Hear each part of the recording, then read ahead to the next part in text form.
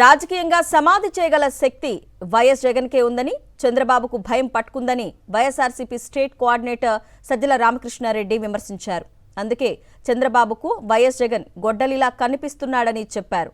అవును, నిజంగా చంద్రబాబు పాలిట వైఎస్ జగన్ గొడ్డలి త్రిశూలమన్నారు సజ్జల.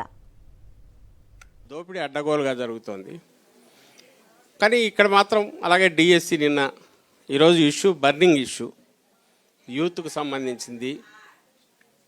దానికి సంబంధించి అయితే ఒకటి కనపడదు, అక్కడ దానికి సంబంధించి ఏవి కనపడదు, అక్కడ కనపడదు, ఆ పేపర్లలో కానీ ఆ మీడియాలో కానీ ఏమొస్తాయంటే సంబంధం లేదు, లేదంటే గొడ్డలి పార్టీ అది ఇంకా రిపీటెడ్గా అది, లేదా ఆయన రాజారెడ్డి గారు వాళ్ళ కుటుంబం వాళ్ళ దానికి సంబంధించి వీటి మీద చర్చలు వాళ్ళ దాంట్లో జరిగేది. చంద్రబాబు నాయుడు నిజంగానే గొడ్డలే, ఎవరికి మన జగన్మోహన్ రెడ్డి గారు గొడ్డల మాదిరి కనపడతాడు ఆయనకు. ఎందుకు ఆయనకు అట్లా కనపడక ఏమన్నా దండ మాదిరి కనపడతాడా మేడం?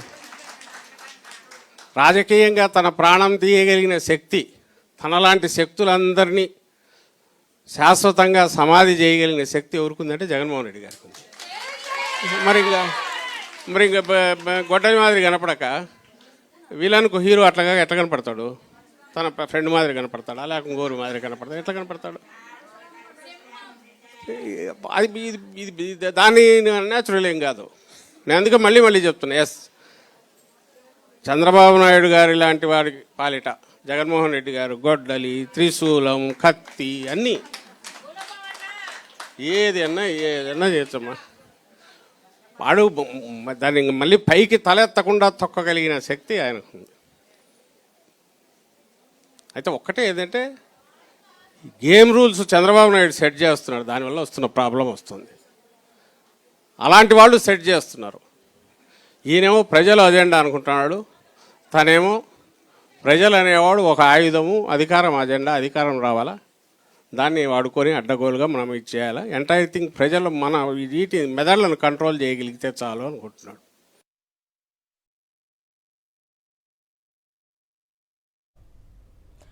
ఎన్నికల ముందు చెప్పిన వాటికి విరుద్ధంగా Chandrababu తీరుందన్నారు YSRCP state coordinator Sajjala Ramakrishna Reddy.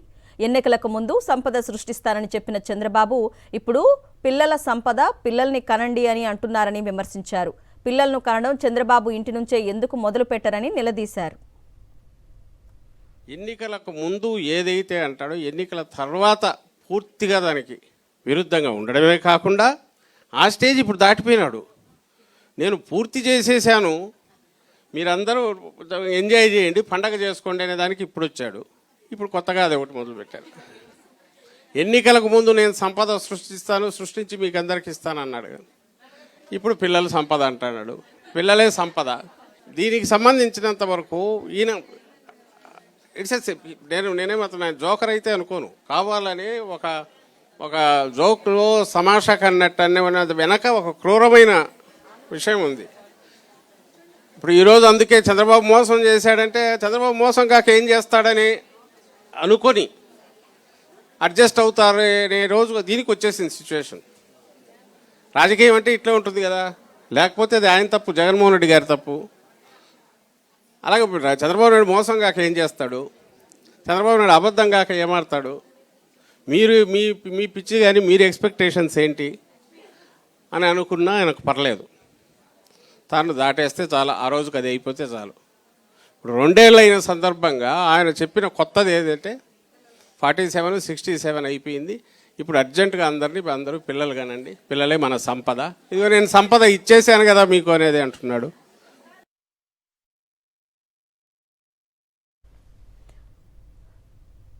Mafia అధికారంలోకి వస్తే ఎలా ఉంటుందో చంద్రబాబు పాలన ఒక ఉదాహరణ అన్నారు వైఎస్ఆర్సీపీ స్టేట్ కోఆర్డినేటర్ సజ్జల రామకృష్ణారెడ్డి.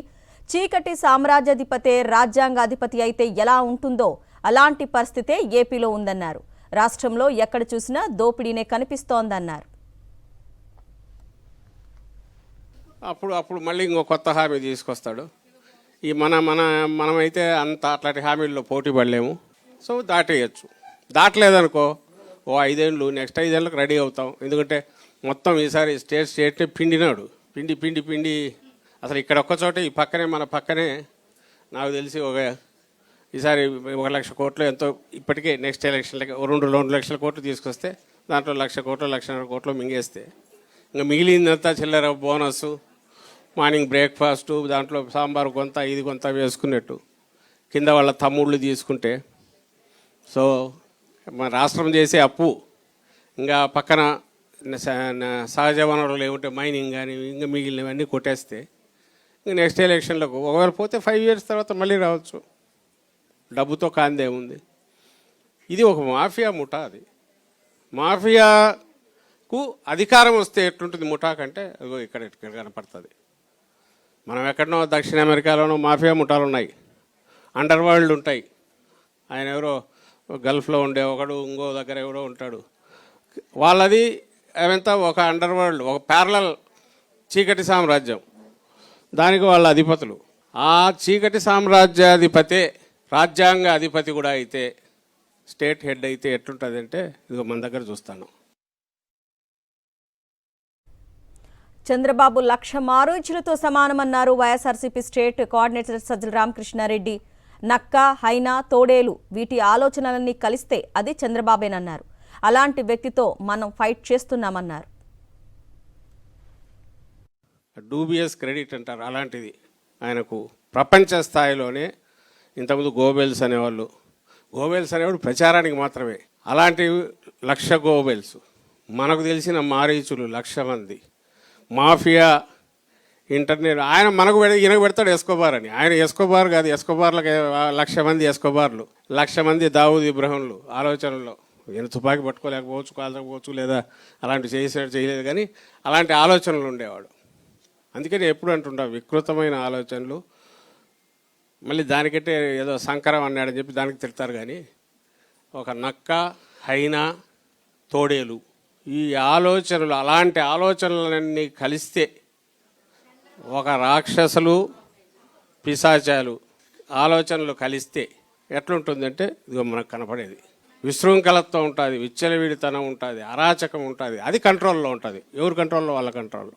ఏదో ఒకటి ఉండదు. ఇది ఇంతగా ఎందుకు చెప్తున్నానంటే we're dealing with him, we're fighting. అలాంటి వాడికి అగైనెస్ట్గా ఫైట్ చేస్తున్నాం, అలాంటి శక్తికి అగైనెస్ట్గా ఫైట్ చేస్తున్నాం.